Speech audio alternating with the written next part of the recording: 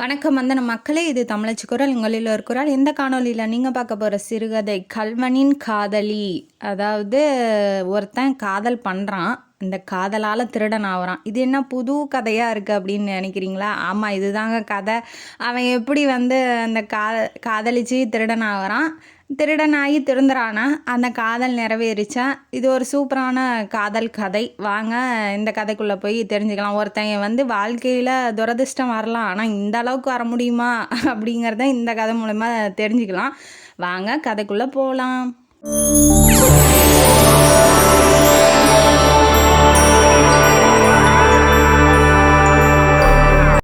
இந்த கதையோட ஆரம்பத்தில் பூங்குளம் கிராமத்தை இன்ட்ரடியூஸ் பண்ணுறாங்க. அந்த கிராமம் ரொம்ப அழகாக இருக்குது. தெப்பக்குளம், அங்கங்கே மலர்கள், காடு, அப்புறம் மரம், செடி, கொடி அந்த மாதிரி இருக்குது. ரொம்ப அழகான ஒரு கிராமம். அந்த கிராமத்தில் முத்தையன் அப்படிங்கிற நம்ம ஹீரோவை இன்ட்ரடியூஸ் பண்ணுறாங்க. ஹீரோ ரொம்ப முரட்டுத்தனமானவர். ஸ்ட்ரெயிட் ஃபார்வேர்டு, எதாக இருந்தாலும் மூஞ்சில் அடித்த மாதிரி சொல்லிடுவார். பிடிக்கலன்னா பிடிக்கல அப்படிங்கிற மாதிரி சொல்லிடுவாப்புல. அதனாலேயே ஊரில் பாதி பேத்துக்கு அவரை பிடிக்காது. கொஞ்சம் முரட்டு சுபாவம்.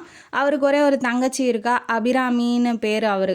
அவளுக்கு சின்ன வயசுலேயே அவங்க அப்பா இறந்து போயிட்டாரு. அதுக்கப்புறம் அவன் படிக்கலாம் அப்படின்னு சொல்லி நினைக்கிறான். அவங்க சென்னையில் இருந்தாங்க. சப் கலெக்டராக ஒர்க் பண்ணாப்புல. சப் கலெக்டர் ஆஃபீஸில் குமாஸ்தாவாக இருந்தார் அவங்க அப்பா.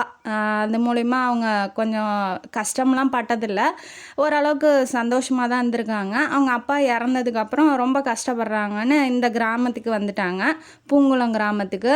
சரி, அங்கே இருக்க வயலை ஓட்டி நம்ம சாப்பிட்டுக்கலாம், கஷ்டம் வராதுன்னு நினச்சாங்க. ஆனால் அவன் பிறந்த நேரமோ இல்லை அவனோட துரதிர்ஷ்டமோ என்னன்னு தெரில, வெள்ளம் மணல்லாம் நிலத்துல படிஞ்சிருச்சு. அப்போ மணல் படியும் போது நம்ம விவசாயம் பண்ண முடியாது இல்லையா?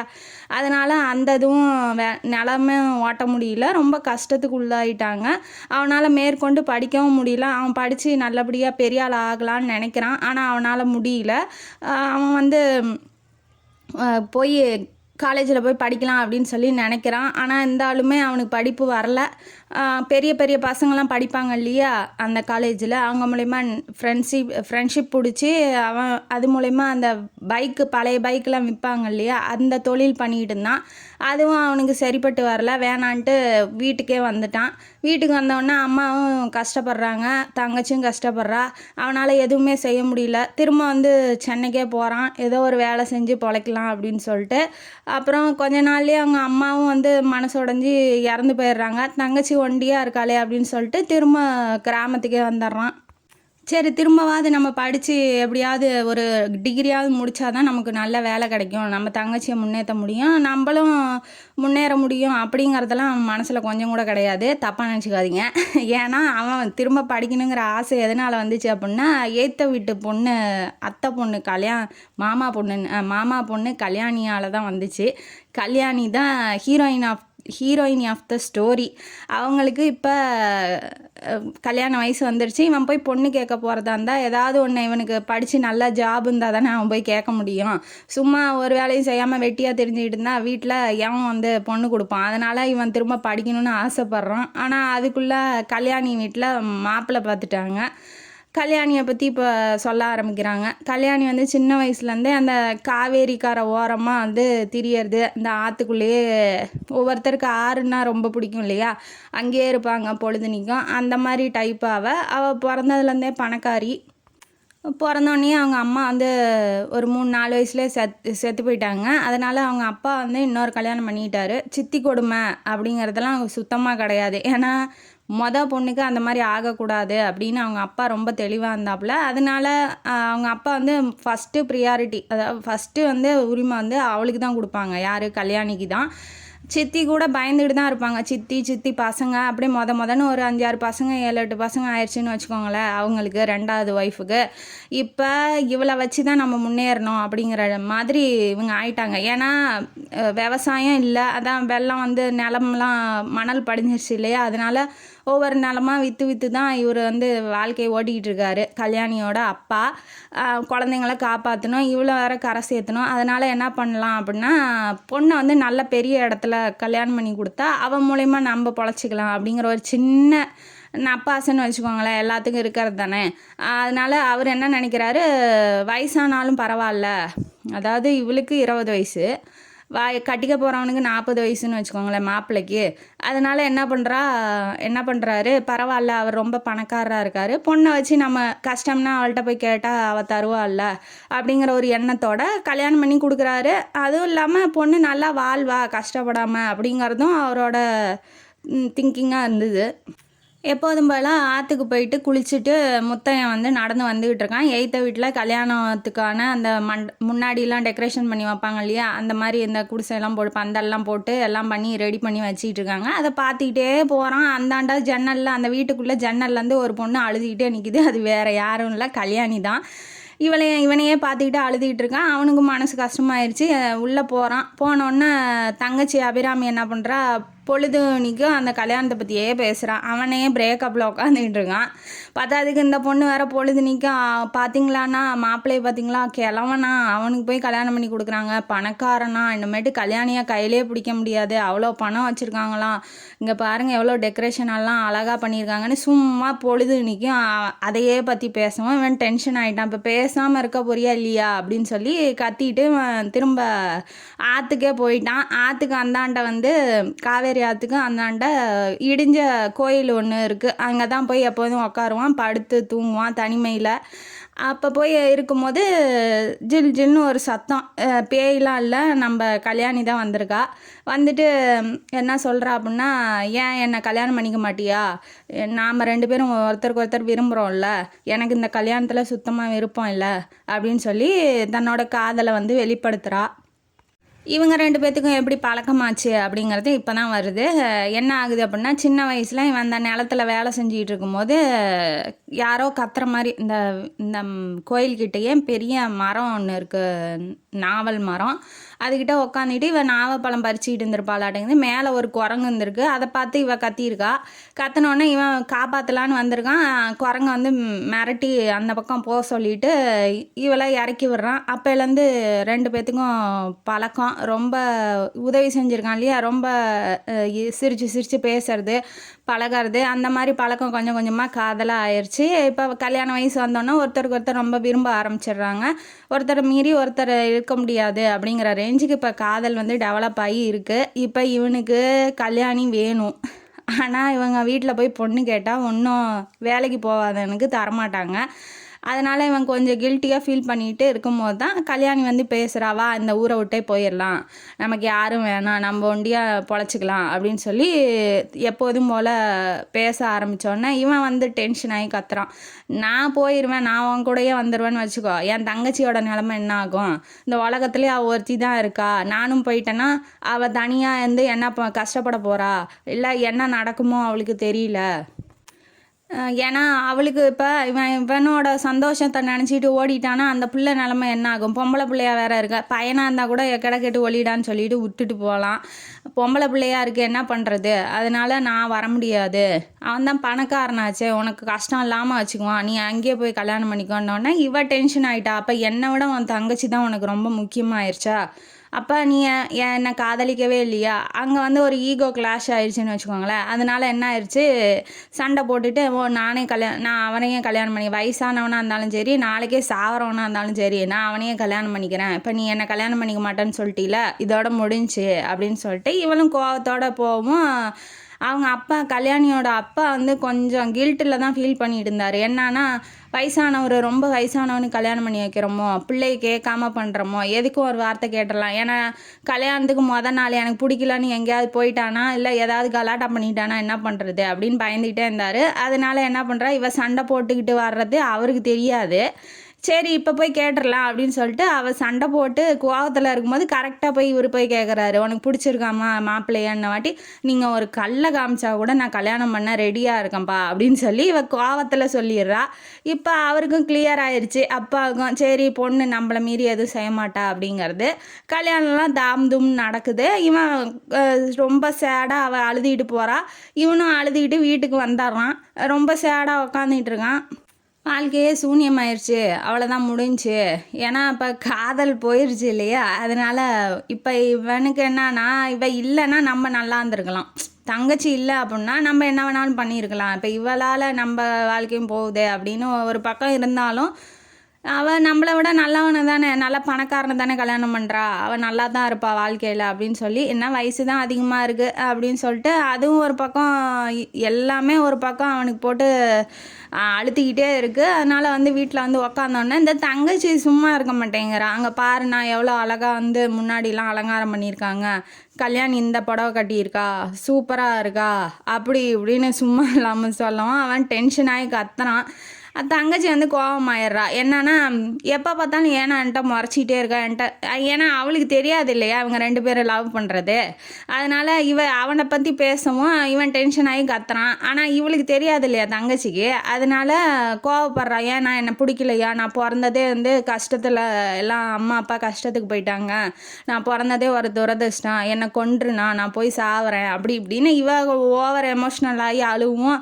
ஐயோ இவளை வச்சுட்டு நம்ம என்ன பண்ணுறது, இன்னொரு வாட்டி பேசுனா அவ்வளோதான் நீன்னு அடிக்க போயிட்டான்.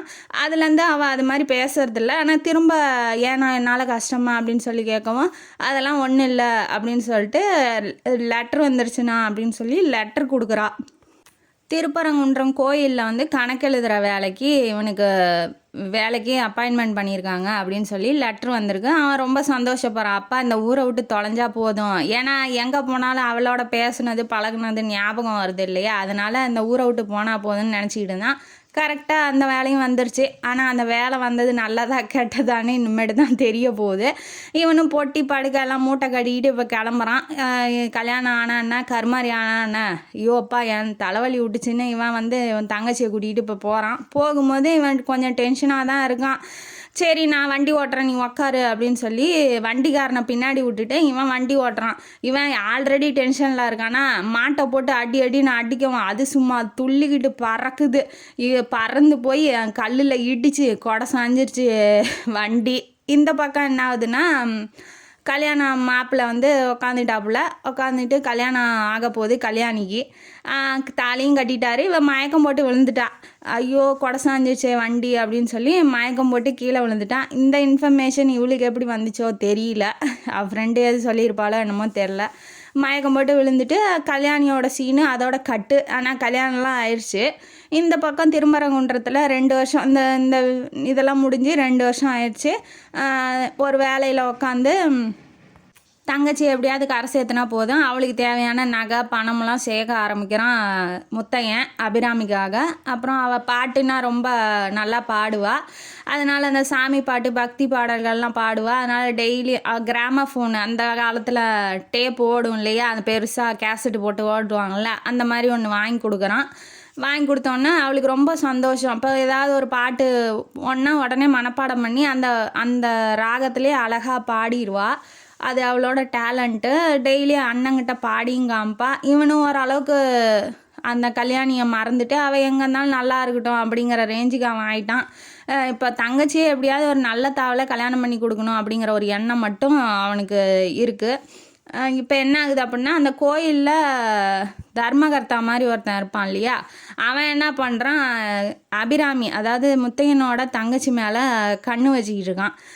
இவன் இல்லாத டைமில் அவன் வந்து கதவை தட்டுறதும் அண்ணன் இல்லையான்னு கேட்குறதும் அவளுக்கு பிடிக்கல. சாப்பிட்றதுக்காக அண்ணன் வரும்போது பாட்டு பாடி காமிச்சிட்டு இருக்கா. அப்போ உடனே சாப்பாடு போட்டு இந்த மாதிரி அந்த ஆள் வந்து என்கிட்ட தப்பாக நடந்துக்கிறானா, நீங்கள் இல்லைன்னு சொன்னாலும் கதவை தொற அப்படின்னு சொல்கிறான், என்னான்னு கொஞ்சம் பார்க்கக்கூடாது அப்படின்னு வாட்டி இவன் டென்ஷன் ஆகிட்டான். நீ ஓவராக இமேஜின் பண்ணிகிட்டு இருக்க, அதெல்லாம் ஒன்றும் ஆகாது, உனக்கு பிடிச்சா சொல்லு அவனையே கல்யாணம் பண்ணி வச்சிட்றேன் அப்படின்னாட்டி இவள் அழுக ஆரம்பிச்சிட்றா. என்னண்ணா அப்படி பேசுகிறீங்க, நான் நடந்தது தானே சொன்னேன் அப்படின்னாட்டி சரி இனிமேட்டு ஏதாவதுன்னா சொல்லு, நான் இப்போ கிளம்புறேன் எனக்கு டைம் ஆயிடுச்சு அப்படின்னு சொல்லிட்டு இவன் போகிறான். அங்கே என்ன நடக்குது, அந்த தர்மகர்த்தா என்ன பண்ணுறான், அவன் சும்மா இல்லாமல் நீ போயிட்டு அங்கே பணம் கொடுத்துருக்கேன், வேறு தாவலை பணம் கொடுத்துருக்கேன், நீ போய் அதை வாங்கிட்டு வா அப்படின்னு சொல்லி இவனை சாயங்காலம் நைட்டு வந்து அந்த வீட்டில் இருக்க விடாமல் பண்ணுறான். இவன் என்ன பண்ணுறான்னா ஏற்கனவே தங்கச்சி இப்படி சொல்லியிருக்கா, நம்ம எப்படி அவளை தனியாக விட்டுட்டு போகிறதுன்னு பயப்படுறான். இல்லை நாளைக்கு போய் நான் வாங்குறேன், இன்றைக்கி வேண்டாம், இன்றைக்கி ரொம்ப லேட் ஆயிடுச்சு, கணக்கு வேறு ரொம்ப எழுதணும் அப்படின்னு வாட்டி நான் சொல்கிறத கேட்குறதுக்கு தான் உன்னை வேலைக்கு வச்சுருக்கேன், நீ கிளம்புடா முன்ன அப்படின்னு சொல்லி மிரட்டி விட்டுறான். இவன் போயிடுறான். பாதி தூரம் போயிட்டு அப்புறம் யோசித்து பார்க்குறான், ஐயோ எதுக்கும் தங்கச்சி வந்து வேறு பக்கத்து வீட்டில் எங்கேயாவது போய் தங்க சொல்லிடலாம், நைட்டு வந்து தனியாக இருக்க போகிறா, பயப்படுவா, ஏற்கனவே தப்பாக சொல்லிகிட்டு இருக்கா, அதனால் போய் சொல்லிட்டு வந்துடலான்னு இவன் வீட்டுக்கு வரும்போது அவன் வந்து அந்த பிள்ளைகிட்ட தப்பாக நடந்துக்கவே போயிட்டான். இவன் எப்படா காலியாவான், இவன் போய் எப்போ தப்பாக நடந்துக்கலான்னு அலைஞ்சிருப்பான் நாட்டங்குது தர்மகர்த்தா. இவன் போய் அந்த பிள்ளையோட சீலையை பிடிச்சி இழுக்காமல் இவன் வந்து ஜன்னல் வழியாக பார்த்துட்டான். உடனே நல்ல வேலையாக தங்கச்சிக்கிட்ட சொல்லலான்னு திரும்பி வந்தான். உடனே ஓட்டை பிரித்து உள்ளே இறங்கி குத்துன்னு குத்தி அங்கே ஒரு ஹீரோயிஸத்தை காமிச்சு அவனை பிடிச்சி தெருவில் இழுத்து விட்டு, அவனுக்கு இந்த மானவக்கம் சூடு சொர்ணையெல்லாம் கொஞ்சம் கூட கிடையாதாட்டங்குது, ஒன்றுமே நடக்காத மாதிரி அப்படியே துண்டு வேஷ்டிலாம் தட்டிக்கிட்டு அப்படியே போகிறான். இவன் ஃபஸ்ட் டைம் இல்லையாட்டங்குது இவனுக்கு. அவன் போயிட்டு இனிமேட்டு இதை விட்டால் நம்ம மேலே பழிய சொல்லி எதாவது பண்ணிடுவான்னு நேராக அவன் என்ன பண்ணிட்டான், தர்மகர்த்தா போலீஸ் ஸ்டேஷனுக்கு போய் இப்படி என் காசு 50 ரூபாயை திருடிட்டான், கோயிலுக்குன்னு செலவு பண்ண வச்சுருந்த காசை வந்து இப்படி திருடிட்டான். அந்த காலத்தில் அவ்வளோதான் 50 ரூபாங்கிறதே பெருசு இல்லையா, அதனால் திருடிட்டான்னு வந்து கம்ப்ளைண்ட் பண்ணுறான். நீ உன்னை நம்ப சொல்கிறியா அப்படின்னு சொல்லி அந்த இன்ஸ்பெக்டர் வந்து சொல்கிறாப்புல. இருந்தாலும் நான் விசாரிக்கிறேன் அப்படின்னு சொல்ல, உள்ளே தூக்கி போடுங்க அப்படின்னு சொல்லி இவன் சொல்கிறான். இவன் என்ன பண்ணிட்டான், அண்ணங்காரன் நான் போய் அந்த கோயிலில் வந்து புகார் பண்ணிட்டு வந்துடுறேன், இந்த மாதிரி இவன் நடந்துக்கிறான் அப்படின்னு சொல்லிட்டு, நீ இங்கே இருந்த வாட்டி தங்கச்சி விடமாட்டேங்கிறான், எனக்கு பயமாக இருக்குண்ணா, நீ என்னை விட்டுட்டு போகாத அப்படின்னு சொல்லி ரொம்ப அழுகிறா. இல்லை உடனே வந்துடுவேன், 5 நிமிஷம்தான். ஆனால் அவன் வரவே மாட்டாங்கிறது அவளுக்கு தெரியல. சரி பார்த்து பத்திரமா உள்ளே தாப்பா போட்டுக்கிட்டு இரு, நான் வந்துடுவேன், உடனே வந்துடுவேன், நீ கவலைப்படாத.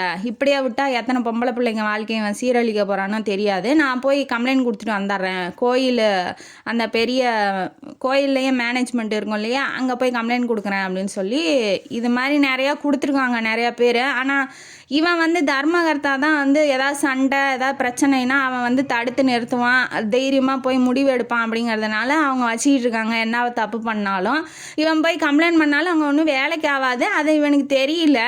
இவன் நேராக கோயிலுக்கு போகிறான், இவன் நேராக போலீஸ் ஸ்டேஷனுக்கு போய் கம்ப்ளைண்ட் கொடுத்துட்டான். 2 கான்ஸ்டபிள் வந்து இவன் போகும்போது வழியில் வந்து நிறுத்தி, நீ தான் முத்தையனா அப்படின்னு சொல்லி கேட்குறாங்க. ஆமாம் சார் அப்படின்னு வாட்டி, இன்ஸ்பெக்டர் வந்துட்டு ஏதோ பேசணுமா, வா வந்து உட்காருன்னு இவனை போலீஸ் ஸ்டேஷனுக்கு தள்ளிக்கிட்டு போயிடுறாங்க. இந்த பக்கம் என்ன ஆகுது அப்படின்னா, இதை வந்து பக்கத்து வீட்டுக்காரி பார்த்துட்றா. என்னாச்சு ஏதாச்சுன்னு தெரியல, இந்நேரத்தில் எதுக்கு இவனை போலீஸ்காரங்க கான்ஸ்டபிள் தள்ளிட்டு போகிறாங்க போலீஸ் ஸ்டேஷனுக்கு, போய் என்னன்னு வந்து தங்கச்சிக்கிட்ட சொல்லலான்னு சொல்லிட்டு அபிராமிகிட்ட சொல்கிறதுக்காக 3 வீடு தள்ளி இருக்க பொம்பளை போய் சொல்கிறா. அவள் பேர் செங்கமலம். அவள் போய் சொன்னோடனே, ஐயோ தெரியலையே, எனக்கும் தெரியலையே, அண்ணன் கோயிலுக்கு போகிறதா தான் சொன்னாப்புல அப்படின்னு சொல்லிட்டு, சரி நீ தனியாக இருக்காத, அவன் வேறு தப்பாக நடந்துக்கிட்டான்னு சொல்கிற, நீ என் வீட்டில் வந்து தங்கிக்கோ, வா போகலாம் அப்படின்னு சொல்லிட்டு கூட்டிகிட்டு போகிறாங்க. ரொம்ப நேரம் ஆகுது, அண்ணன் வரவே இல்லை. இப்போ போலீஸ் ஸ்டேஷனில் என்ன ஆகுது அப்படின்னா, இவன் உள்ளே போய் லாக்கப்புக்கு உள்ளே போய் பாரு, அங்கே என்ன இருக்கோ போய் பார்த்துட்டு வா, இல்லை அங்கே உள்ளே இருக்கிறத அந்த குடத்தை தூக்கிட்டு வான்னு ஏதோ ஒன்று சொல்லியிருப்பான் நடக்குது. இவன் உள்ளே போகவும் நேக்காக வந்து கதவை சாத்தி லாக் பண்ணிட்டாங்க. உடனே வந்து எங்கடா 50 ரூபா திருடினியாமே கொடுத்துட்றா அப்படின்னு சொல்லி கான்ஸ்டபிள் கேட்கவும், இல்லை சார் அவன் பொய் சொல்கிறான், அவன் தான் என் தங்கச்சிகிட்ட தப்பாக நடந்துட்டான், அதை கம்ப்ளைண்ட் பண்ண தான் போயிட்டு இருந்தேன், அவன் பொய் சொல்கிறான் சார், அவனை நம்பாதீங்க, என்னை விடுங்க, என் தங்கச்சி தனியாக இருக்கா, நான் போகணும்னு கத்துறான். ஆனால் அவன் விடுறதா இல்லை. அந்த லாக்கப்லேயே ஒருத்தன் இருக்கான், அவன் பேர் வந்து சொக்கன், அவனும் வந்து திருடன் தான். நீ இப்படிலாம் கத்துனா அவன் விட மாட்டான், நான் சொல்கிற மாதிரி கேளு அப்படின்னு சொல்லி கான்ஸ்டபிளை கூப்பிட்றான். சொக்கம் கூப்பிட்டு, சார் இங்கே பாருங்கள், இங்கே ஏதோ சத்தம் வருதுன்னு கூப்பிட்றான். கூப்பிட்டோன்னே கழுத்தை பிடிச்சிக்கிறான். கழுத்தை பிடிச்சோன்னே அவன் கையில் சாவி இருந்துச்சு இல்லையா, அதை வந்து பிடுங்கி கதை வந்து திறந்துடுறான் நம்ம முத்தையன். இவனுக்கு என்ன அப்படின்னா, தங்கச்சி தனியாக இருக்கா, திரும்ப ஏதாவது அவன் வந்து தப்பாக நடந்துக்கிட்டா என்ன பண்ணுறது, நம்மளும் இல்லை, அவளை எப்படி வந்து காப்பாற்றுறது அப்படிங்கிற ஒரே எண்ணம் தான் முத்தையனுக்கு இருக்குது. என்ன பண்ணாலும் பரவாயில்ல, தங்கச்சியை போய் ஒரு சேஃப்டியான இடத்துல தங்க வச்சுட்டு நம்ம அப்புறமா கூட வந்து போலீஸ் ஸ்டேஷனில் போடுங்க, இல்லை ஜெயிலில் போடுங்க, என்ன வேணாலும் பண்ணுங்க அப்படிங்கிற மனநிலையில் அவன் இருக்கான். விட்டா போதும், தங்கச்சியை காப்பாற்றினா போதும் அப்படிங்கிற மாதிரி இருக்கான். அதனால் கதவை திறந்துட்டு சொக்கனும் தப்பிக்கிறான், அந்த திருடன் பக்கத்தில் இருந்தாலே அவனும் தப்பிக்கிறான், முத்தையனும் தப்பிக்கிறான். ஓடுன்னு ஓடி முன்ன வந்து வீட்டுக்கு தான் போகிறான். வீடு பூட்டி இருக்கு. இவன் எங்கடா போனா அதுக்குள்ளே, இல்லை ஏதாவது ஒன்று ஆயிடுச்சோ, தங்கச்சி என்ன ஆச்சோ அப்படின்னு ரொம்ப நேரம் அவன் நின்றுக்கிட்டு யோசிக்க முடியாது இல்லையா, அதனால திரும்ப ஓடுறான். ஓடிக்கிட்டே இருக்கான். வாழ்க்கையில் இனிமேட்டு ஓடுறதே தான் வேலையாக இருக்க போகுது. ஓடிக்கிட்டே இருக்கானா இந்த பக்கம் என்ன ஆகுதுன்னா, சரி இவ்வளோ நேரம் ஆயிடுச்சு. அந்த செங்கமலம் என்ன பண்ணுறா, இன்ஸ்பெக்டர் வீட்டோட அம்மா, அதாவது அவங்க ஒய்ஃப் இருக்காங்க இல்லையா, அவங்களாம் எனக்கு ரொம்ப நல்லா தெரியும், வா நான் அவங்கள்ட்ட போய் கெஞ்சி கேட்டு பார்க்கலாம், அப்போ தான் விடுவாங்க, உண்மை என்ன நடந்தது சொல்லலாம் அப்படின்னு சொல்லி செங்கமலம் வந்து அபிராமியை கூட்டிகிட்டு போயிட்டா இன்ஸ்பெக்டரோட வீட்டுக்கு. இப்போ தங்கச்சி பாதுகாப்பாக தான் இருக்கா. இன்ஸ்பெக்டர் வீட்டுக்கு வந்து அந்த அம்மாட்ட நடந்ததெல்லாம் சொல்கிறேன். சொன்னோன்னே சரி சார் வரட்டும், நான் சொல்லி பார்க்குறேன் அப்படின்னு சொல்லி அவங்களும் சொல்கிறாங்க. இன்ஸ்பெக்டர் வந்துடுறாப்புல. வந்தோடனே இந்த மாதிரி வந்து பாருங்கள், அவங்க தங்கச்சி தான், நீங்கள் கொஞ்சம் கரிசனம் பண்ணக்கூடாதா? சரிம்மா, நான் என்ன ஏதுன்னு விசாரிச்சுட்டு நாளைக்கே அமுச்சு விட்றேன் அப்படின்னு சொல்லி அவர் நல்ல விதமாக தான் சொல்கிறாரு இன்ஸ்பெக்டர். ஆனால் அதுக்குள்ளே கான்ஸ்டபிள் வந்து அவன் தப்பிச்சிட்டான் அப்படின்ன வாட்டி, ஐயோயோ என்னடா ஆச்சு, ஏன் அப்படி இந்த மாதிரி பண்ணுறான் அவங்க அண்ணன் அப்படின்னு சொல்லிட்டு நான் போய் என்னான்னு பார்க்குறேன்னு இவர் வேகமாக வெளியில் வரும்போது தங்கச்சி என்ன பண்ணுறான்னா, ஐயோ கடவுளே, எங்கள் அண்ணன் வந்து கையில் கிடைக்க, போலீஸ்காரன் கையில் கிடைக்கவே கூடாது, நல்லபடியாக எங்கேயாவது போயிடணும் அப்படிங்கிற மாதிரி வேண்டிக்கிறா. அதோட அவளோட சீன் அங்கேயே முடியுதா. இந்த பக்கம் ஓடிக்கிட்டே இருந்தவனுக்கு பசி மயக்கம் வேற வந்துருச்சு. என்ன எங்கே போகிறதுனே தெரியல. ஒரு தாவலை வந்து அந்த எப்போதும் போல் காவேரி ஆற்றுக்கு அந்தாண்ட நானெல்லாம் பெருசு பெருசாக வளர்ந்துருக்கும் இல்லையா, அங்கே வந்து மறைஞ்சிக்கிறான். ரொம்ப நேரம் இங்கே இருந்தால் கண்டுபிடிச்சிருவாங்களோ அப்படின்னு சொல்லி அந்த நாணல் காட்டுக்குள்ளேயே வந்து ஓடிக்கிட்டே இருக்கான். ஓடிக்கிட்டே போயிட்டு கொஞ்சம் நேரம் கழித்து புகையாக கிளம்புது. அங்கே ஒரு கிராமம் இருக்க மாட்டேங்குது, சமைக்கிறாங்களாட்டங்குது. அந்த கிராமத்தில் போய் ஏதாவது சாப்பாடு கிடைக்குமா பார்க்கலாம். ஏன்னா இவன் இப்போ காலையிலேருந்து சாப்பிடவே இல்லை. இவன் ஓடிக்கிட்டே இருக்கான் இல்லையா, ரொம்ப டயர்டாகிட்டான். எங்கேயாவது போய் சாப்பாடு கிடைச்சா போதும், தங்கச்சி என்னானாலோ தெரியலையே அப்படின்னு சொல்லிட்டு மயக்கத்தோடு ஒரு தாவலை படுத்துக்கிட்டு இருக்கான். படுத்திகிட்டு இருக்கும்போது யோசிக்கிறான், ஓ அந்த பக்கத்து வீட்டுக்காரையும் நம்மளை பார்த்துருக்கா, அப்போ அவள் போய் தங்கச்சிகிட்ட சொல்லி தங்கச்சி எப்படியாவது வந்து பாதுகாப்பாக வச்சுருப்பா அப்படின்னு சொல்லி, ஒரு தங்கச்சி பாதுகாப்பாக தான் இருப்பா அப்படின்னு சொல்லி அப்போ தான் நினைக்கிறான். நினச்சோடனே சரி நம்ம சாப்பிட்டுட்டு போய் தங்கச்சி எங்கே இருக்கா என்ன ஏதுன்னு கண்டுபிடிச்சிக்கலாம் அப்படின்னு சொல்லி நினைக்கிறான். ஆனால் ஊருக்குள்ளே எல்லாம் பரவிடுச்சு, இந்த மாதிரி 2 திருடனுங்க தப்பிச்சிட்டானுங்க, அதாவது அந்த சொக்கனோட சேர்த்து முத்தையனையும் திருடன்னு சொல்லி பரப்பி விட்டாங்க. அதனால் ஊராக வந்து அது அப்படியே அந்த நியூஸ் வந்து பரவுது. பரவனோடனே இப்போ ஊருக்குள்ளே போனான்னா போயிட்டு ஒரு வீட்டை தட்டி எனக்கு சாப்பாடு வேணும்னோடனே அந்த அம்மா கற்றுன்னு கத்தி, ஐயோ திருடன் திருடன் கத்தி ஊருக்காரங்களாம் துரத்திக்கிட்டு அந்த முத்தையனை ஓடுறாங்க. இவன் ஓடிக்கிட்டே இருக்கான். ஓடிக்கிட்டே இருந்து ஒரு தாவலை அவன் டென்ஷன் ஆகிட்டான், செத்தாலும் பரவாயில்ல நம்ம திருப்பி அடிச்சுட்டு 4 பேர்த்த குத்திக்கிட்டு தானே சாகணும் அப்படின்னு சொல்லிட்டு. ஏன்னா ஒருத்தன் தப்பே பண்ணல, அவனை திரும்ப திரும்ப துரத்திக்கிட்டே இருந்தான். அவன் ஒரு கட்டத்தில் டென்ஷன் ஆயிடுவான் இல்லையா. அவன் என்ன பண்ணுறான், கையில் அந்த பக்கம் கிடக்கிற கத்தி எடுத்து மிரட்ட ஆரம்பிச்சிட்டான். ஒருத்தனை பிடிச்சி கையில் பிடிச்சி கிழிச்சிட்டான். அதனால் ஊருக்காரங்களாம் பயந்துக்கிறாங்க. பயந்துட்டோடனே ஊருக்காரங்க துரத்துனது போக இப்போ இவன் ஊருக்காரங்களை துரத்திக்கிட்டு ஓடுறான். ஓடினோடனே ஒரு கெத்து அவனுக்கு வந்துடுச்சுன்னு வச்சுக்கோங்களேன். ஓட ஓட ஓடிக்கிட்டே இருந்தான். பின்னாடி துரத்திக்கிட்டே தான் வருவாங்க. திரும்பி நின்று அதை வந்து ஃபேஸ் பண்ணோம், அதாவது அதை திருப்பி பார்த்து முறைச்சோம்னா நம்ம அதுங்களை துரத்தலாம், நம்ம அவங்கள துரத்தலாம் அப்படிங்கிற மாதிரி அவன் மைண்டு வந்து செட் ஆயிடுச்சு. இனிமேல் பயப்படக்கூடாது, செத்தாலும் பரவாயில்ல ஏற்று நின்று சாவலாம் அப்படிங்கிற ரேஞ்சுக்கு அவன் ஆகிட்டான்.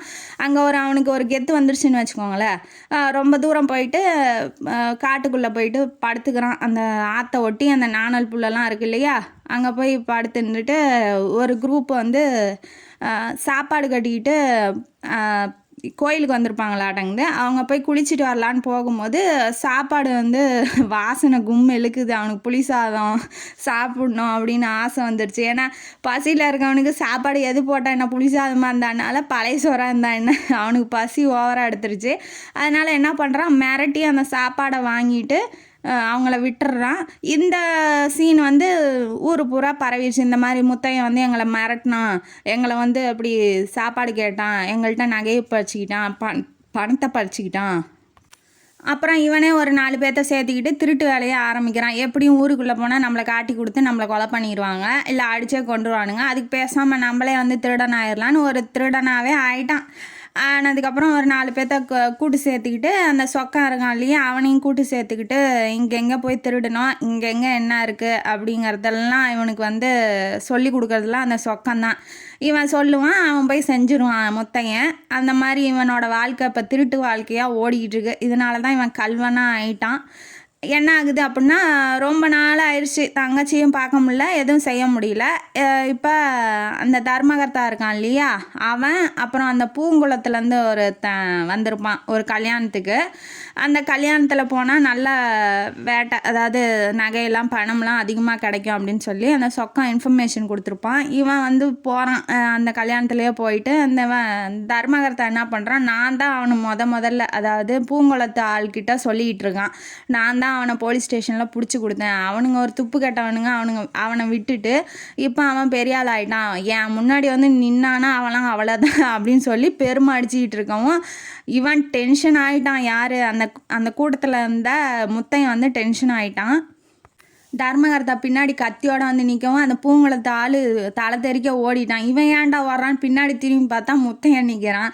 அவன் பயந்தே போயிட்டான், ஐயோ என்னை விட்டுருன்னு. அந்த கல்யாண மண்டபமே சில்லராக ஆயிடுச்சு. எல்லாம் ஒரு பக்கம் ஓடுறாங்க, இவனை துரத்திக்கிட்டு பின்னாடியே ஓடுறான். ஏன்டா நீ என்னடா பண்ணுவ என்னைய அப்படின்னு சொல்லி, என் தங்கச்சியை நீ வந்து தொட்டானிங்க உன்னை கொலை பண்ணியிருப்பேன்டா, ஒழுங்காக சொல்லி என் தங்கச்சி எங்கே அப்படின்னு சொல்லி மிரட்டி கேட்கவும், இன்ஸ்பெக்டர் அம்மா வீட்டில் போயிருந்தா இல்லையா, அந்த அம்மாட்ட வந்து ரொம்ப அழுதுருக்கா, எனக்கு யாருமே இல்லை எங்கள் அண்ணனை தவறன்னு. அதனால் இன்ஸ்பெக்டரோட அக்கா வந்து சென்னையில் ஆசிரமம் மாதிரி வச்சு நடத்திக்கிட்டு இருக்காங்க. அவங்களுக்கு வந்து புருஷன் இல்லை, இறந்து போயிட்டாப்புல.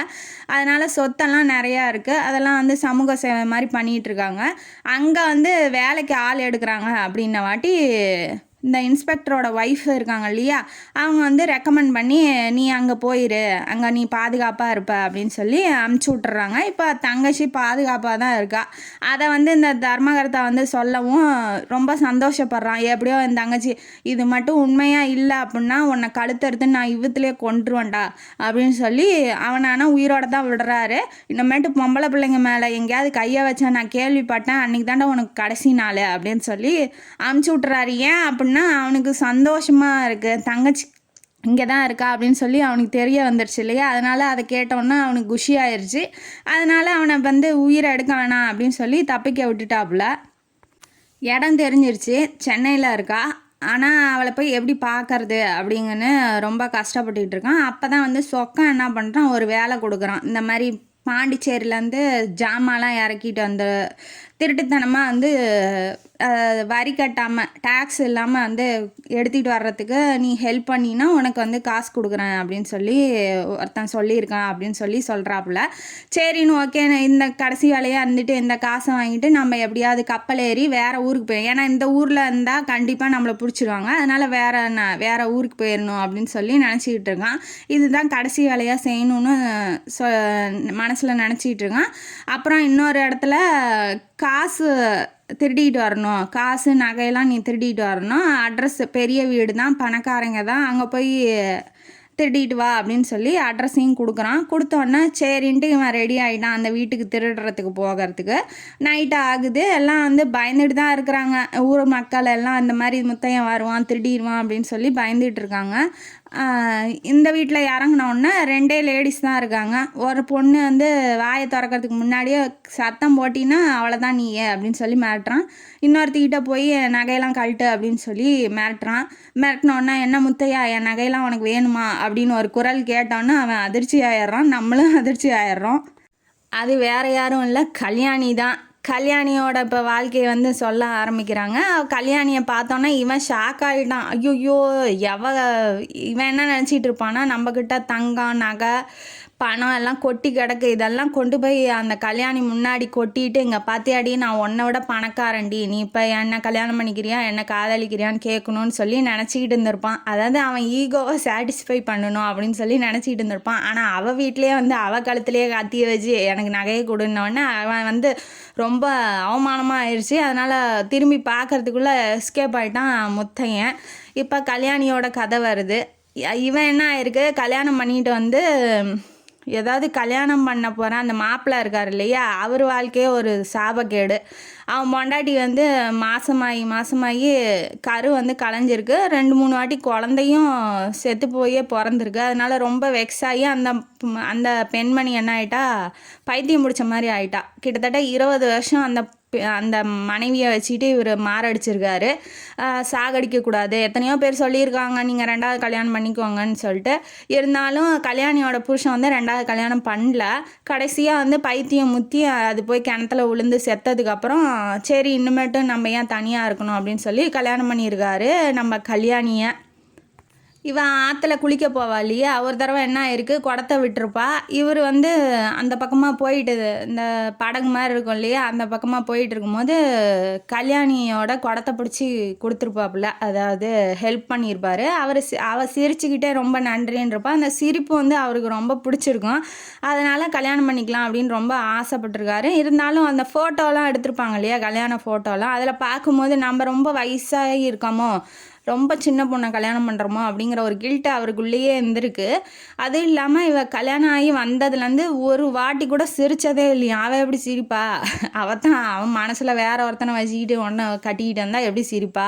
இவரும் என்னென்னமோ பண்ணி பார்த்துருக்காரு, நகை புடவை கணக்கு இல்லாத பணம் எல்லாம் அள்ளி அள்ளி கொட்டியிருக்காரு. இருந்தாலும் அவன் மூஞ்சில் சிரிப்பே வரல. இவரும் எவ்வளோ ட்ரை பண்ணி எவ்வளோ பார்த்துருக்காரு, ஒன்றும் முடியலங்கன்னா இவ ஏதோ மனசில் வச்சுக்கிட்டு இருக்கா அப்படின்னு சொல்லி அவருக்கு தெரிஞ்சிருக்கு. தெரிஞ்சோடனே புருஷன் வந்து ரொம்ப காலம் அவளோட வாழலை. 1 வருஷம் 1.5 வருஷம் வாழ்ந்துருப்பார். ஆனால் அதுக்கப்புறம் உடம்பு சரியில்லாமல் படுத்துடுறாரு. இது பணிவடெல்லாம் செஞ்சுக்கிட்டு இவன் தான் அந்த பண்ணையக்காரி மாதிரி பண்ணையத்தையே கட்டி காப்பாற்றுறவ இவன் தான். எல்லாத்துக்கும் வேலை வைக்கிறது, எங்கெங்கே எவ்வளோ கணக்கு வருது எல்லாம் பார்க்குறது எல்லாமே இவளோட வேலையாகிடுச்சு. சாக போகிற கட்டத்தில் கூப்பிட்றாரு கல்யாணியை கூப்பிட்டு, என்னை வந்து கோச்சிக்காத, எனக்கு பிடிச்சிருக்கோம், நான் உன்னை கல்யாணம் பண்ணேன், நீ நான் செத்து போயிட்டேன், நான் இனிமேட்டு கல்யாணம் பண்ணிக்க மாட்டேன் அப்படின்னு சொல்லி நீ இருக்க வேண்டாம், என்னால் நீ இன்னொரு கல்யாணம் பண்ணிக்காமல் இருக்க வேணாம், நீ சந்தோஷமாக உனக்கு பிடிச்சவனையே பார்த்து கல்யாணம் பண்ணிக்கோ. ஏன்னா அவருக்கு தெரிஞ்சு போயிடுச்சு நம்மளை பிடிக்காம இவ கல்யாணம் பண்ணியிருக்கா அப்படின்னு. ஒரு பெண்ணோட நடத்தையிலே தெரியும் இல்லையா, அதனால் அவருக்கு வந்து தெரிஞ்சிருச்சு. சொல்லிட்டு தான் சாவுறாரு. அவள் தான் செத்து போயிட்டாரா. இப்போ இந்த புருஷனோட தம்பி ஒருத்தன் இருக்கான். அவன் என்ன பண்ணுறான்னா, அண்ணனுக்கு வாரிசு இல்லை, சொத்தெல்லாம் நம்ம கையில் தான் வரும்னு சொல்லிட்டு இவன் ஃபுல்லாக அவனுக்கு கொடுத்த சொத்தெல்லாம் அழிச்சிட்டு பார்ட்டி குடி கூத்து எல்லாம் அடிச்சுட்டு எல்லாம் காலி பண்ணிவிட்டு அண்ணனோட சொத்துக்கு இப்போ ஆட்டையை போடுறதுக்காக இந்த கல்யாணியோட வீட்டுக்கு வந்திருக்கான். செத்தது எல்லாம் ஃபுல்லாக முடிக்கிற வரைக்கும் அவன் அங்கேயே இருந்திருக்கான். அவங்க அப்பா கல்யாணியோட அப்பா கூட ரொம்ப நல்லா க்ளோஸாக பழகியிருக்கான். கல்யாணியை பார்த்தோன்னே அவனுக்கு ரொம்ப பிடிச்சி போயிடுச்சு. அண்ணன் இல்லை, இப்போ தம்பி வந்து எப்படியும் பொண்டாட்டி ஆக்கிக்கலான்னு நினைக்கிறான். ஆனால் அதெல்லாம் வந்து அவளுக்கு வேலைக்கு ஆகுமா, ஏற்கனவே புருஷங்கிற பேரில் ஏதோ வாழ்ந்துக்கிட்டு இருந்தா, இவனை போய் அவள் வந்து கட்டிக்குவாளா, அதெல்லாம் நடக்காத காரியம். சொத்து எப்படியாவது வந்துடும் நமக்கு அப்படின்னு சொல்லி நினைக்கிறான். ஆனால் அதுலேயும் மண்ணை வாரி போடுற மாதிரி இவன் என்ன சொல்லிட்டா, என் புருஷன் சொத்து, ஏன்னா இவ புருஷன் சொத்து தானே, அதெல்லாம் நீ கேஸ் போட்டு வாங்கிறதா இருந்தால் வாங்கிக்கோ, நான்லாம் உனக்கு தரமாட்டேன், நானே எல்லாத்தையும் மேனேஜ் பண்ணிக்கிறேன், நானே எல்லாத்தையும் பண்ணிக்கிறேன் அப்படின்னு சொல்லி இவ கட் அண்ட் ரைட்டாக சொல்லிட்டா. அவங்க அப்பா வந்து என்ன சொல்கிறாரு, நீ சின்ன பொண்ணு, உனக்கு ஒன்றும் தெரியாது, அவர்கிட்டயே கொடு, உனக்கு ஏமா வேண்டாத வேலை அப்படின்ன வாட்டி, இதெல்லாம் நீங்கள் வயசானவருக்கு கல்யாணம் பண்ணி கொடுக்காதுக்கு முன்னாடியே நீங்கள் யோசிச்சிருக்கணும்ப்பா சின்ன பொண்ணுன்னு. இப்போ வந்து ஏன்ப்பா சொல்கிறேன்னொன்னே வாயை அடைச்சிட்டாரு. அதுக்கு மேலே அவர் நம்ம பொண்ணை அப்படி பேசுதுன்னு அவருக்கும் ஒரு பக்கம் ஆச்சரியமாக ஆயிடுச்சு. அதுக்கு மேலே அவர் எதுவும் பேசலை. இவர் என்ன நினச்சிருக்காரு, 2வது பொண்டாட்டி குழந்தைங்களோட வந்து இங்கே செட்டில் ஆகிடலான்னு நினச்சிருக்காரு. ஆனால் அவள் வந்து விடுற மாதிரி தெரியல. அதுக்கு இன்னொரு காரணமும் இருக்குது. அப்பா பொண்டாட்டி பிள்ளைங்கள்லாம் வந்துருச்சுன்னா இவ தனியாக இருக்க முடியாது. இவ ஏன் தனியாக இருக்கணும்னு நினைக்கிறா அப்படின்னா, முத்தையன் திருடன் ஆயிட்டான். முத்தையன் வந்து எப்படியும் நான் பணக்காரிங்கிறதுனால என் வீட்டுக்கு என்னைக்காவது ஒரு நாள் வருவான், இப்போ கசகசன்னு கூட்டமாக இருந்தால் அவன் வந்து வரமாட்டான் இப்படின்னு நினச்சிக்கிட்டு மனசுக்குள்ளே நினச்சிக்கிட்டு இருக்கா. இப்போ மனசுக்குள்ளே ஃபுல்லாக அந்த முத்தையன் தான் இருக்கான். அவன் என்னைக்காவது வருவான், அவனை ஒரு வாட்டி பார்க்கணும், ஏன்டா இப்படி பண்ணேன், ஏன் இப்படி என்னை திட்டினேன், ஏன் என் காதல் உனக்கு பத்தலையா அப்படின்னு சொல்லி கேட்கணும் அப்படின்னு சொல்லி இவன் ரொம்ப காதலோடு இருக்கா. இன்னுமேட்டு அவள் காதலிக்கிறது கல்யாணம் பண்ணுறது அவள் விருப்பம் இல்லையா. புருஷன் இருக்கிற வரைக்கும் அவனுக்கு உண்மையாக இருந்தா. இப்போ புருஷன் செத்து போயிட்டார் இல்லையா, இருந்தாலும் மனசில் ஒருத்தனை வச்சுக்கிட்டு புருஷனோட இருக்கிறதுலாம் தப்பு தான். அவன் ஒன்றும் எந்த தப்பும் பண்ணல இல்லையா, மனசுலாம் நினைக்கிறதுனால என்ன, இப்போலாம் எத்தனையோ பேர் என்னென்னமோ பண்ணுறாங்க. இருந்தாலும் அவன் வருவான் அப்படின்னு சொல்லி ரொம்ப நாள் வெயிட் பண்ணிக்கிட்டு அப்பனையும் துரத்தி விட்டுட்டா. இந்த தம்பிக்காரன் சும்மா இல்லாமல் என்ன பண்ணுறான் அப்படின்னா, ஆளுங்க நெல் அடித்து களத்தில் நெல் இருக்குது, ஆளுங்களை விட்டு நெல்லெல்லாம் எங்களுக்கு சொந்தம் அப்படின்னு சொல்லியிருக்கான். உடனே களத்துக்கு நடந்து போய், உங்களுக்கு வந்து இப்பயே போலீஸ் ஸ்டேஷனில் கம்ப்ளைண்ட் கொடுத்து உள்ளே வச்சிருவேன், இது என்னோட நெல், உங்களுக்கு வேணும் அப்படின்னா உங்கள் பொண்டாட்டியாக அனுப்பிச்சி விடுங்க, வேலை செய்ய விடுங்க, நான் நெல் தரேன் அப்படின்னு சொல்லி பொறுமையாக பேசவும் எல்லாம் கிளம்பி போயிட்டாங்க. அதுலேயும் அவனுக்கு அவமானமாக ஆயிடுச்சு, எல்லா விஷயத்துலேயும் அவமானமாக ஆயிடுச்சு இல்லையா. அதனால் அவன் என்ன பண்ணியிருக்கான்னா, முத்தையங்கிட்ட காசு கொடுத்து இவளோட நகை பணத்தெல்லாம் திருடிக்கிட்டு வா அப்படின்னு சொல்லியிருக்கான்.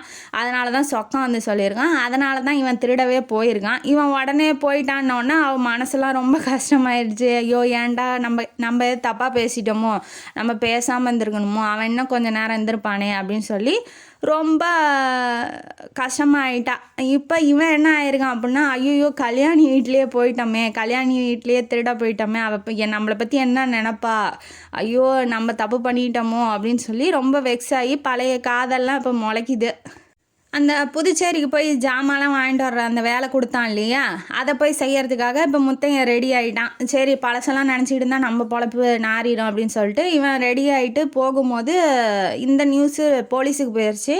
போலீஸ்காரங்கெல்லாம் ஃபுல்லாக ரவுண்டு கட்டிட்டாங்க. இவன் எப்படியா தப்பிக்கணுங்கிறதுக்காக மோட்டர் பைக்கில் வேகமாக போயிருக்கான். அதுவும் தண்ணிக்குள்ளே விழுந்துருச்சு. தண்ணியிலேயே நீந்தி போய் ரயில்வே ஸ்டேஷனுக்கு போயிட்டான். ரயில்வே ஸ்டேஷனில் ட்ரெயின் ஓடிட்டுருக்கு சென்னைக்கு. அதில் ஏறிக்கிட்டான். எப்படியும் சென்னையில் போய் நம்ம தங்கச்சிவாது பார்க்கலாம் அப்படின்னு சொல்லிட்டு சென்னை ட்ரெயினுக்கு ஏறிட்டான். அது ஒரு drama group, Madurai original drama நாடக குழு அப்படிங்கிற ஒரு குரூப்பு. அந்த குரூப்பில் அவன் போய் ஐக்கியமாயிட்டான். அங்கே தான் ஃப்ரெண்டு கமலபதி அப்படிங்கிறவனை மீட் பண்ணுறான். 2 பேர்த்துக்கு பார்த்தோன்னே ரொம்ப பிடிச்சிருந்துச்சு, முத்தையனுக்கும் கமலபதிக்கும். 2 பேரும் ஒருத்தருக்கு ஒருத்தர் நல்லா ஃப்ரெண்ட்ஸ் மாதிரி பழகிட்டாங்க. இவனை பற்றின உண்மை கமலபதிக்கு மட்டும்தான் தெரியும், அந்த குரூப்பில் இருக்க மற்ற யாருக்கும் தெரியாது. அவன் பேரை வந்து முத்தையன் இல்லாமல் பலராம்னு மாற்றிக்கிட்டான். இப்போ என்ன பண்ணுறான், ட்ராமா குரூப்புக்கு சென்னைக்கு போயிடுச்சா, இவன் தன்னோட தங்கச்சியை கண்டுபிடிக்கணுங்கிறதுக்காக கமலபதிக்கு ஒரு தங்கச்சி இருக்கிறதாவும் அவளை வந்து புருஷன் செத்து போயிட்டான், அதனால் நல்ல ஆசிரமத்தில் சேர்க்கணும் அப்படிங்கிறதுக்காக ஆசிரமமாக போய் தொலைவிட்டு இருக்கும்போது தான் கடைசியாக இன்ஸ்பெக்டரோட அக்கா ஆசிரமத்துக்கு வராங்க. அங்கே விசாரிச்சுட்டு இருக்கும்போதே எதிர்ச்சியாக தங்கச்சியும் வந்தோடனே இவன் மாறு வேஷத்தில் இருக்கான் இல்லையா, அதனால் பார்த்தோன்னே இதாண்டா என் தங்கச்சி அப்படின்னு சொல்லி ரொம்ப சந்தோஷப்படுறான் முத்தையன். எப்படியும் என் தங்கச்சியை பார்த்துட்டோம் அப்படிங்கிற ஒரு மனசுக்குள்ளே சந்தோஷத்தோடு இருக்கான். அங்கே ஒரு ட்ராமா போடுறாங்க. இந்த பக்கம் இன்ஸ்பெக்டருக்கு இந்த கண்டுபிடிச்சார் இல்லையா, அதாவது ஒய்ஃப் அனுப்பிச்சி விட்டாங்க இல்லையா, அந்த இன்ஸ்பெக்டர் என்ன பண்ணுறான், இப்படி கான்ஸ்டபிள் வந்து இந்த நாடகத்தை ஏற்கனவே பார்த்துருப்பானாட்டங்குது. இந்த ஒரு திருடன் வருவான், திருடன் வந்து அந்த மதுரை மீனாட்சி அம்மன் கள்ளழகர் இதெல்லாம் போட்டிருப்பாங்களாட்டங்குது. திருடன் வரும்போது அவனோட பொருட்கள்லாம் அந்த பெண் வேஷம் போட்டவங்களோட நகையெல்லாம் பறிப்பான். அதுக்கப்புறம் அவன் முகத்தை பார்க்க முடியுமா அப்படின்னு வாட்டி முகத்தை கழட்டுவான், அந்த முகமூடி போட்டிருக்கிறத கழட்டுவான். அதுக்கப்புறம் ஒருத்தருக்கு ஒருத்தர் விரும்புவாங்க. அதெல்லாம் அந்த நாடகத்தில் வரும். இந்த கான்ஸ்டபிளே ஏற்கனவே பார்த்துருப்பான்.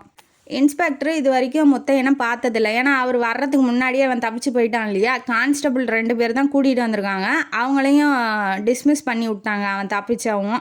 அதனால் என்ன பண்ணுறாரு, அந்த கான்ஸ்டபிள் அந்த நாடகத்தை பார்த்துட்டு இவன் முத்தையன் தான் அப்படின்னு சொல்லி இன்ஸ்பெக்டர்கிட்ட போய் சொல்லியிருப்பாங்க.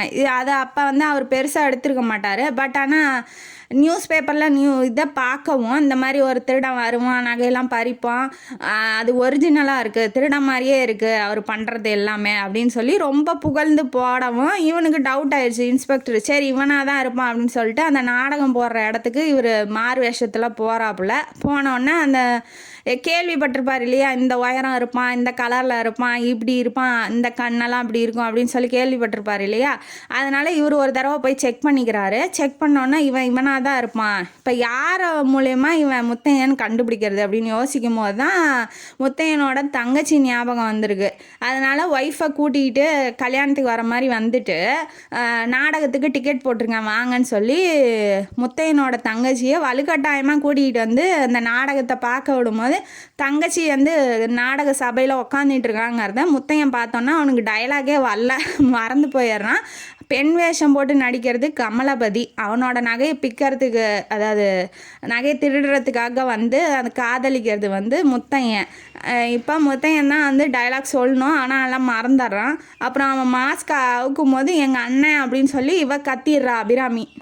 எங்கே போனாலும் சனியை விடாது அப்படிங்கிற மாதிரி இவன் எங்கே போனாலும் என்ன பண்ணாலும் இவனுக்கு பிடிச்சவங்களே இவங்களை காட்டி கொடுக்குற மாதிரி ஆயிடுது.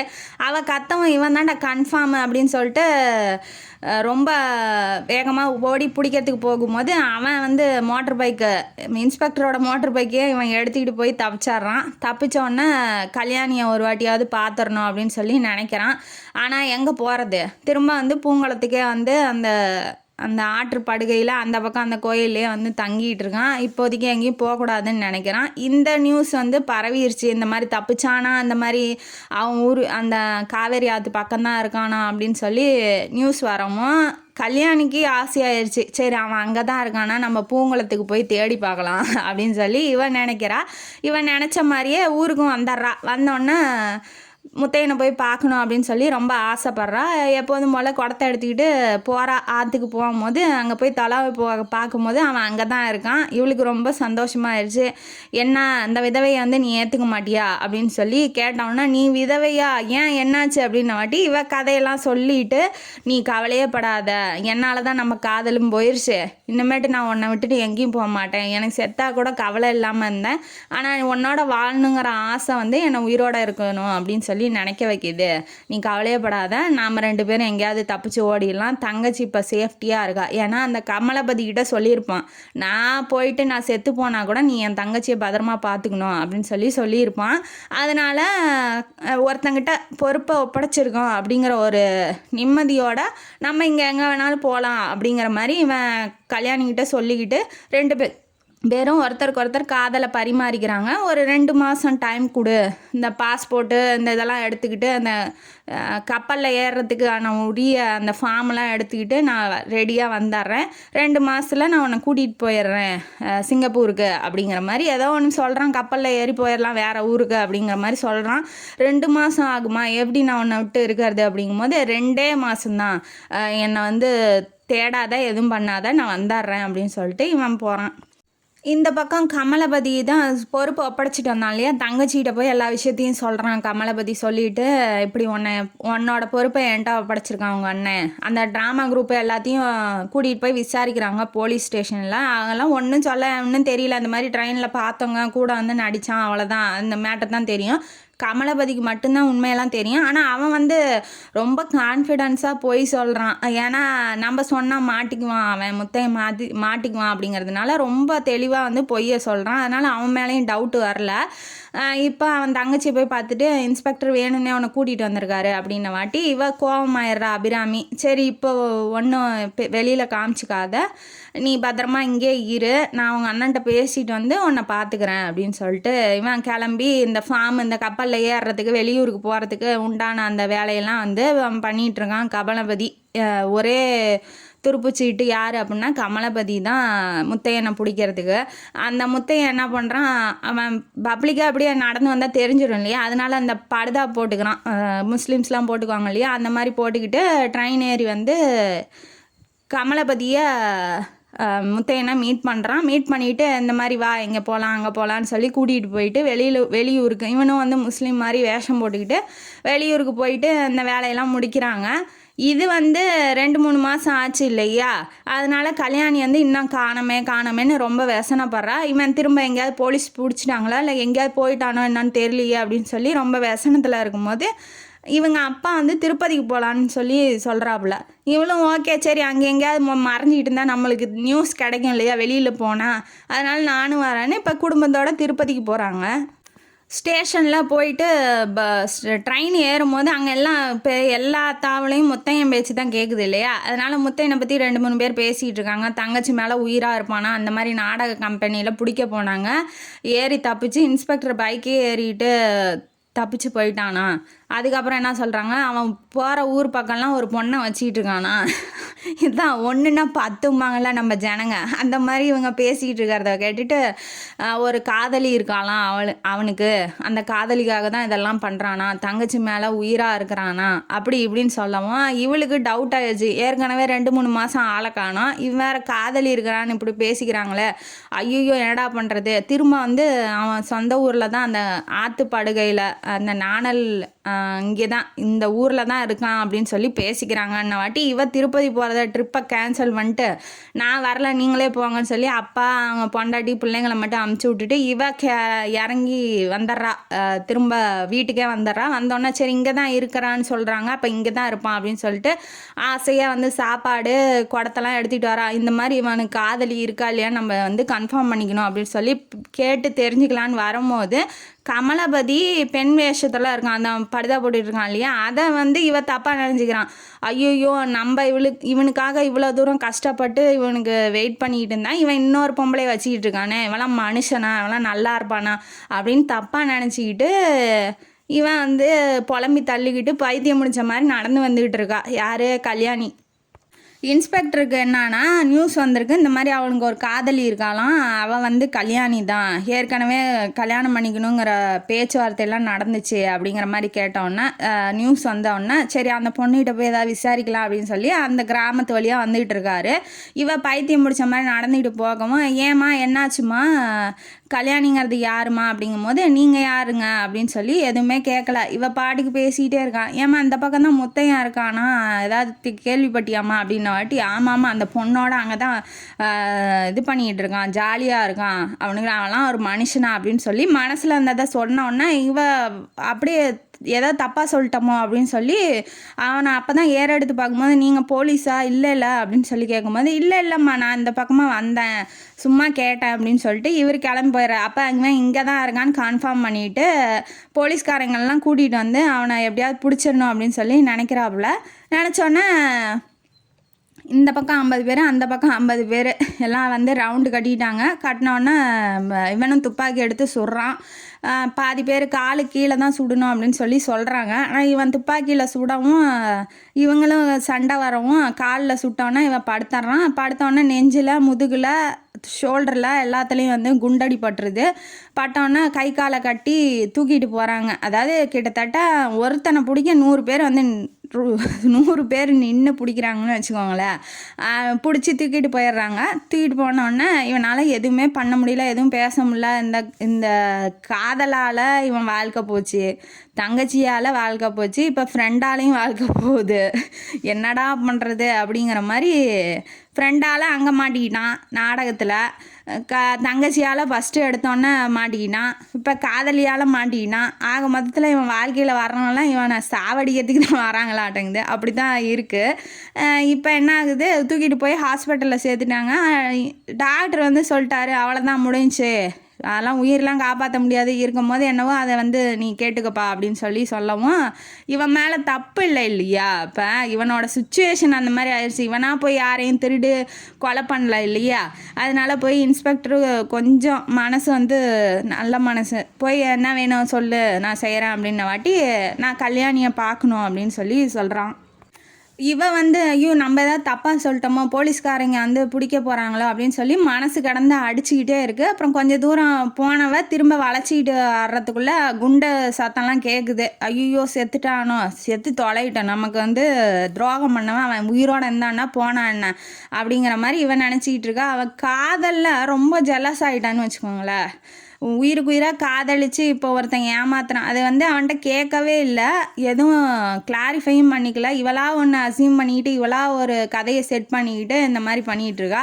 இனிமேட்டு நம்ம வாழ்ந்து என்ன பண்ணுறது, ஒருத்தனுக்காக நம்ம வாழலான்னு நினச்சோம், ஆனால் அவனே வேற ஒரு பொண்ணை இழுத்துக்கிட்டு போகும்போது நம்ம ஏன் வாழணும் அப்படின்னு சொல்லி இவன் என்ன பண்ணுறா, ஆற்றுல போய் குதிச்சு செத்தரலாம் அப்படிங்கிற மாதிரி போய் உக்காந்து அந்த ஆற்றுல நமக்கு தான் நீச்சல் தெரியுமே எப்படி சாவறது அப்படிங்கிற மாதிரி நினச்சிக்கிட்டு இருக்கா. இருந்தாலும் பரவாயில்ல நம்ம நீந்தக்கூடாது, மூச்சை பிடிச்சிட்டு அப்படியே செத்தரணும்னு ஆற்றுல குதிச்சோன்னா இன்ஸ்பெக்டர் வந்து அவளை கூட்டிகிட்டு வரலான்னு வந்திருப்பார் இல்லையா. அவர் பிடிச்சி தூக்கி காப்பாற்றிடுறாரு. ஏமா அவனை கூப்பிட்றாம்மா, அவன் வந்து பாருமா அப்படின்ன வாட்டி கூட்டிக்கிட்டு அவன் எப்போ கூப்பிட்டாலும் நான் வர தயாராக இருக்கேன் அப்படின்னு சொல்லிட்டு இவ கிளம்பி போகிறா. ஒரு கப்பலில் 2 பேரும் கல்யாணியும் முத்தையாவும் நின்றுட்டுருக்காங்க. நின்றுட்டு இருக்கும்போது உண்மையிலேயே அவங்க சொல்கிறதெல்லாம் உண்மையா, நீ ஒரு பொண்ணை வச்சுக்கிட்டு இருந்தியாமே அப்படின்னு சொல்லி கேட்கும் போது, ஆமாம் அவள் என்னோட காதலின்னொன்னே கப்பல்லேருந்து அப்படியே கடலில் குதிச்சிட்றா கல்யாணி.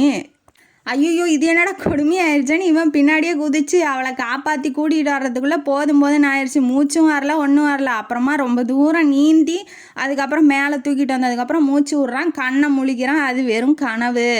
கண்ணை முழிச்சோன்னே அவள் பக்கத்தில் தான் உக்காந்துட்டு இருக்கா. உக்காந்துட்டு இருந்தோடனே, ஏன் என்னாச்சு, என் மேலே கோவமா, அதனால தான் போலீஸ்கிட்ட என்னை மாட்டி விட்டுட்டியா அப்படின்னு சொல்லி கேட்குறாங்க. நான் மாட்டி விட்டேன்னு உனக்கு தெரியுமா, நீ இன்னொரு பொண்ணை எப்படி என்னை மீறி நீ வந்து காதலிக்கலாம் அப்படின்ன வாட்டி உண்மையை சொல்கிறான். அது வந்து பொண்ணே இல்லை, என் ஃப்ரெண்டு கமலபதி அப்படின்னு சொன்ன வாட்டி, ஐயோ நான் பண்ணது தப்பா, ஐயோ என்னால் தான் உன் உயிர் போகுதா, என்னை மன்னிச்சிருன்னு சொல்கிறான். இல்லை பரவாயில்ல இருக்கட்டும், உன்னால் தான் என் உயிர் போகணுன்னு நினச்சா அது எனக்கு ரொம்ப சந்தோஷம்தான், எனக்கு அதை பற்றின வருத்தம்லாம் எதுவும் இல்லை, நீ சந்தோஷமாக இரு, நான் உன்னை கல்யாணம் பண்ணிக்கணும்னு நினச்சல, நான் பண்ணிக்கிட்டுமா அப்படின்னு சொல்லி கையை வந்து ரொம்ப ரொமான்டிக்காக அவன் கழுத்தில் போடும் போதே அவன் உயிர் போயிடுச்சு. இந்த மாதிரி ஒரு காதல் தேவையாடா? ஏன்டா அவள் ஃபஸ்ட்டே வரும்போது ஊரை விட்டு ஓடி போய் காதலிச்சு கல்யாணம் பண்ணியிருந்தா இந்த மாதிரி கதை இவன் வாழ்க்கை இப்படி போயே இருக்காது. தேவையில்லாமல் ஒரு ஈகோ, அதில் ஒரு சண்டை, அது வாழ்க்கை அது போச்சு, இவன் வாழ்க்கை இவன் போச்சு. இப்போ கடைசியில் அவன் செத்தும் போயிட்டான். இவ அபிராமி என்ன பண்ணுறா, தங்கச்சிக்காரி கமலபதியை கல்யாணம் பண்ணிக்கிட்டு அவங்க அண்ணன் நினப்போடைய 2 பேரும் வாழ்கிறாங்க. இந்த பக்கம் கல்யாணி உயிரை விட்டுருப்பான்னு நினப்போம், ஆனால் உயிரெலாம் விடலை. உயிரை விட்டுட்டா உடனே வந்து அவனோட நினப்பெல்லாம் போயிடும், நம்ம நினச்சிக்கிட்டு நம்மளால் வாழ முடியாது அப்படிங்கிறதுனால அவள் உயிரோடு தான் இருக்கா, அவனோட நினப்பில் வாழ்ந்துக்கிட்டு இருக்கா. ஏதோ நடப்பணமா சந்தோஷமாக அவளோ அந்த முத்தையனோட வாழ்ந்த நாட்களை நினச்சிக்கிட்டு, அதாவது பேசி சிரித்த நாட்களை நினச்சிக்கிட்டு அவள் வாழ்க்கையை அவள் ஓட்டிக்கிட்டு இருக்கா. இன்ஸ்பெக்டருக்கு என்னன்னா, இவன் எந்த தப்பும் பண்ணல, அப்போ தப்பு பண்ணதெல்லாம் சூழ்நிலை தான் ஒருத்தனை வந்து திருடனாகிறது இல்லை ஒருத்தனை கொலைகாரனாகிறது எல்லாமே அந்த சூழ்நிலையை பொறுத்து தான் இருக்குது. மனுஷனாக பிறந்த எவனும் தப்பு இல்லை அப்படிங்கிற மாதிரி அவர் வந்து சாமியாராகவே ஆயிட்டார். இப்படி இவங்க வாழ்க்கையெல்லாம் ஆயிடுச்சு. அதனால் என்ன, இந்த கதை இதோட முடியுது. அதனால் இந்த கதை என்ன சொல்ல வருது அப்படின்னா, ஒரு வாழ்க்கை அமையுதுன்னா தயவுசெய்து வாழ்க்கையை அமைச்சிக்கோங்க. எனக்கு வேண்டாம், நான் இப்படி தான் இருப்பேன், நான் இப்படி தான் பண்ணுவேன், நீ யார் சொல்கிறதுக்கு, நீ யார் பண்ணுறதுக்கு, இந்த ஈகோ காதலில் இந்த ஈகோ இதெல்லாம் வச்சுக்காதீங்க. மன்னிப்பு கேட்கறதுனால நம்ம ஒன்றும் குறைஞ்சி போயிட மாட்டோம், மன்னிக்கிறதுனால நம்ம ஒன்றும் தாழ்ந்தும் போயிட மாட்டோம். அதனால் ஒருத்தருக்கு ஒருத்தர் மன்னிப்பு கேட்டுக்கிட்டு வாழ்க்கையை வந்து வாழ பழகுங்க. இந்த மாதிரி நீ உனக்கு தேவையில்ல, நான் உனக்கு தேவையில்ல, இந்த மாதிரி பேசி உங்கள் வாழ்க்கையை நீங்களே இழந்துக்காதீங்க அப்படிங்கிறது தான் இந்த கதையோட கருத்து. ஏன்னா அன்னைக்கு வரும்போதே நம்ம ஓடிடலான்னு சொல்லும் போதே அவன் ஓடி போயிருந்தானா அவன் வாழ்க்கை எப்படியோ வந்திருக்கும். ஆனால் அவன் வாழவும் இல்லை, இவளும் வாழவும் இல்லை, 2 பேரும் நாசமாக போயிட்டாங்க. அதனால் வாழ்க்கை அமையும் போது வாழவும் அப்படிங்கிறத இந்த கதை மூலமாக சொல்லிடுறேன். இந்த கதை உங்களுக்கு பிடிச்சிருந்தா லைக் பண்ணுங்கள், ஷேர் பண்ணுங்கள், சப்ஸ்கிரைப் பண்ணுங்கள், கமெண்ட் பாக்ஸில் கமெண்ட் பண்ணுங்கள். நன்றி மக்களே.